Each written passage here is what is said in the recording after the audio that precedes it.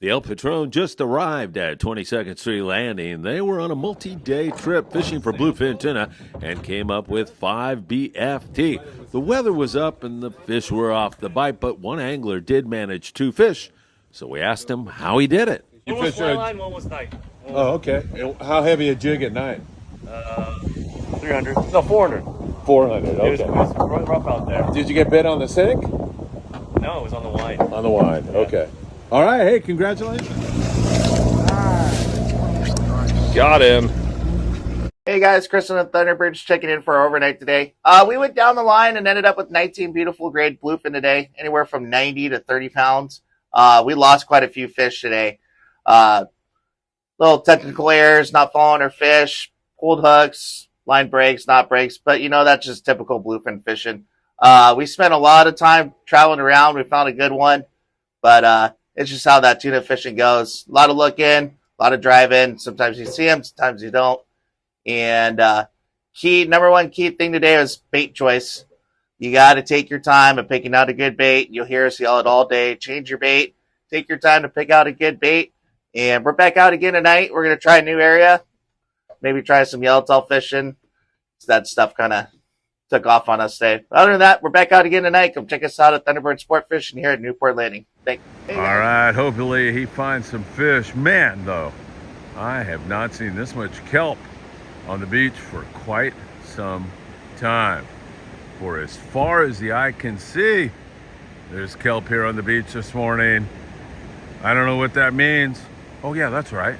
Kelp on the beach. Albacore, right?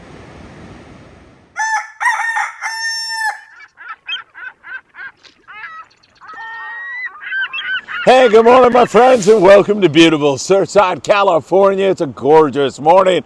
We've got dogs running all around here and having fun, and it's really great to be back with you all again. Well, we've got a lot to cover with you, but I'm just back from that great trip up there to Ventura Harbor sport fishing, where we were on board the Island Spirit with Cody Rogers and crew, and my brother Paul and I. Paul just flew in from Taiwan, had the time of our lives, catching barracuda, catching copious amounts of beautiful bottom fish, and enjoying our time on the Island Spirit, because that's really what it's all about. The customer service at Ventura Harbor Sport Fishing is fantastic.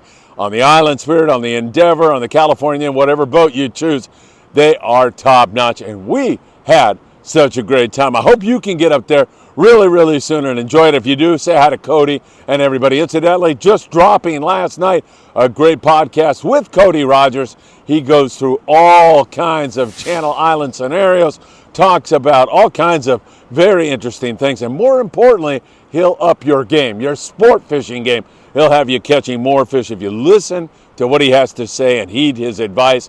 It's all going to be good. You're going to enjoy that. Last night, also, the Danny Cadota show. What a great one. And Pete Demers, the longtime trainer for the Los Angeles Kings, dropped by to say hello. Always great to see Pete. Pete was delivering some clothing that we're going to take down to Mexico. Gary Vitti, the longtime trainer of the Los Angeles Lakers, donated some stuff, and so did Pete. He brought it down. But he also joined in on our podcast. It was so great to see him last night in the Danny Cadota show. Another great one. I know you're going to enjoy that. All right, like, subscribe, share these videos if you are enjoying them. And you know what? It's time to get into it, because there is so much going on. Local bluefin tuna out of Dana War Sport Fishing. Those yellowfin continue to charge up the line. They're headed right for Ensenada and San Diego. It won't be all that much longer. The bluefin tuna update. Great bite last night on the Independence, and also we're watching all the way to San Francisco, where there's bluefin tuna. There's been bluefin in the Channel Islands, and the local barracuda bite finally taking off right here. The Victory with a huge day. The Monte Carlo catching fish. Several other boats in on it. The barracuda are here, and also a sign of sand bass. There is so much to talk about, including a huge hit on board the Mirage up there in the Channel Islands yesterday. What a sea bass bite they had. We've got that all for you, because you know what time it is. It's time for the morning briefing. Good morning, my friends. Oh, coffee, so good. nectar of the gods this early in the morning. Hey, it is great to be with you. Let's jump into it because we have so much to talk about. Let's go back to that yellowfin tuna for a moment and go back to Brad Phillips, who is down in Baja California talking to commercial fishermen who are just outside of Bonitas Island, about a 270-mile run from San Diego, and they are just all over the yellowfin tuna. Commercial guys filling their boats in 17 hours. Never seen it done before for that particular boat. And a 30-mile stretch down below them of other commercial guys catching that 20-pound, 25-pound grade yellowfin tuna. Predominantly that big. There's a few bigger, a few smaller, but just a wall of yellowfin tuna making its way up the Baja coast, pointed right toward Ensenada, San Diego area. We're already starting to see it, and this El Nino is obviously starting to take place, and we're starting to see the early signs of it. When the water warms up, it's going to be, wow, it's going to be crazy. I'm telling you right now, we are going to be catching yellowfin on the local boats. We're going to be catching them out of San Diego. We're going to be catching them perhaps up in the Channel Islands. Depends upon how warm the water gets, and with an El Nino projected for the future, it should be an incredible fall and summer, and maybe even into the winter time. Depends upon how many Arctic-based storms we get. So hang on for that, and it looks like there is a lot on the way. Independence last night out of fishermen, or out of Point Loma sport fishing, with a great night bite on the bluefin tuna. Jigs that are working best. The weather's pretty nice, and then it roughs up. So you want to have stuff from like 300 grams to 400 grams in that area. Your favorite jigs, Daiwa SK jigs have been working well, knife jigs, whatever jig that it is that you like to fish with and brings you confidence. That's what you want to be fishing with. Again, fish with 130-pound Spectra. I wouldn't fish anything lighter than that when the captain says drop. I know you're tired of me saying it, but it's so important. Drop! You have to drop right away. If you do that, and you know the depth of your jig, and you do that by having some kind of a metered line. Iser line makes it, changes colors every 100 feet, something like that. So when the guy says drop 400 feet, you're not guessing. You know exactly where your jig is. You have to watch the scope also. If your jig is out, then you're probably not down 400 feet if you come up. So if the captain says drop to 300 feet as an example, and you notice it's scoped out, there's current taking you out, drop further, get down to the zone.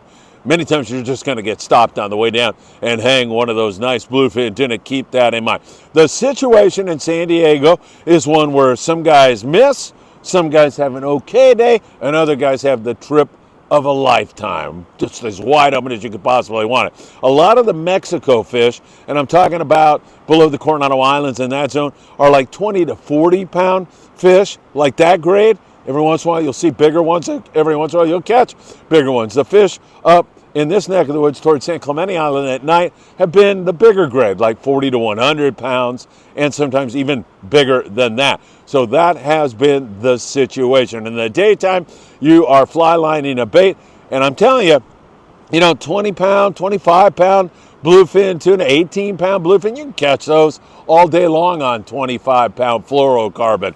www.opsonusa.com. Great fluorocarbon. Put in FA at checkout. You'll get a hug and a kiss from owner Greg Brown and a free gift courtesy of Friedman Adventures, FA. So once again, you can catch those things on 25. I mean, it has the pulling power to do that. You don't have to be afraid of that. But you will if you get in a tangle or you're on the fish for a long time, they have teeth, you can lose them. So that's why the guys are telling you mostly 40-pound fly line. But if you find that you're having trouble getting a bite and you're a pretty experienced angler, you can drop it down. As always, Chris said it on the lead in.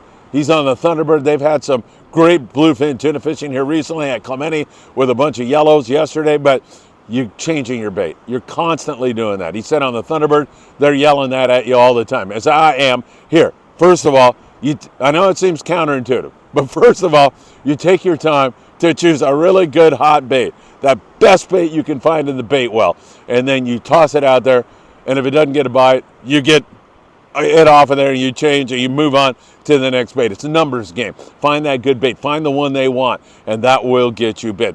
The presentation is to have the most natural looking bait possible. And that's why when you drop that fluorocarbon down to 25, it swims more freely. Now, I'm not telling you to do that in every situation. When the intensity of the bite goes through the roof, you want to go to the heavy. You can start heavy and then back off a little bit. But as always, I defer to the crew. If they tell you, that guy is nuts doing that dumb podcast, 25, he's crazy, I defer to those guys. Listen to what they are telling you, and that will get it done for you. Pacifica, 81. Bluefin tuna, 21 on the YFT. Those yellowfin are pushing in here. Voyager on a day-and-a-half trip. Limits on the bluefin tuna, 14 yellowfin tuna. The Condor had limits of bluefin tuna. Our day boats leave in the morning, come back in the evening, have had fabulous scores at time, and then tough fishing other times. San Diego yesterday, 1 bluefin, 1 yellowfin tuna. Other guys had a little bit of trouble on that fish. Some guys on those day trips, don't count those out just because they had a day that was off a little bit.